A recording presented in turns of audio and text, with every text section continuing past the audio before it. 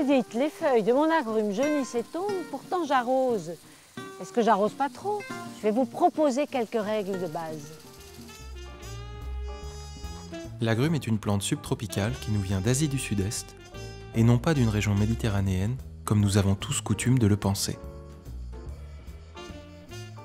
Son climat d'origine est donc la mousson, la chaleur et l'humidité.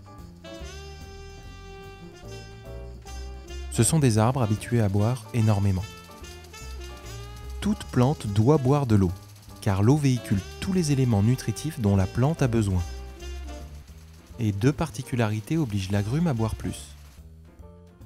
La persistance de ses feuilles tout au long de l'année et le jus présent dans ses fruits. L'arrosage, c'est tous les jours en été et 2 fois par semaine en hiver. Il faut s'adapter à une règle en or, ne jamais laisser sécher la motte.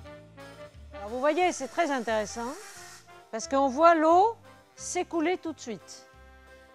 Elle s'écoule extrêmement vite parce que la motte est très sèche. Donc elle traverse, mais elle n'imbibe pas la motte. Pour qu'elle imbibe la motte, on recommence. On remet de l'eau pour que l'eau aille imbiber toutes les parties de la motte. L'agrume n'est pas une plante aquatique, l'eau doit s'écouler, sinon les racines risquent de pourrir.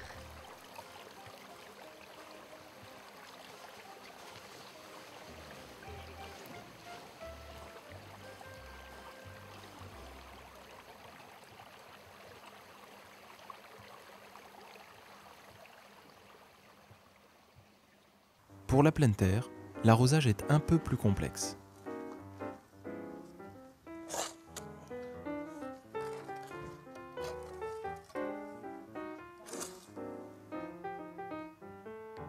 Il est très important de faire une cuvette pour que l'eau puisse s'écouler sur les racines.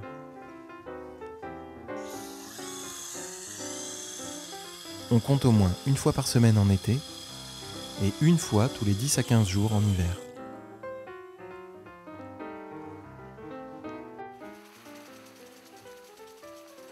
Pour la pleine terre, si vous avez une terre argileuse et lourde, vous arrosez moins qu'une terre sableuse et légère.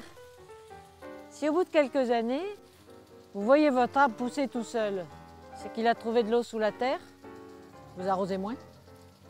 Par contre, si vous avez beaucoup d'arbres autour et de la pelouse, là, il va falloir l'aider parce que les racines vont pirater vos racines et votre arbre finira par s'étioler.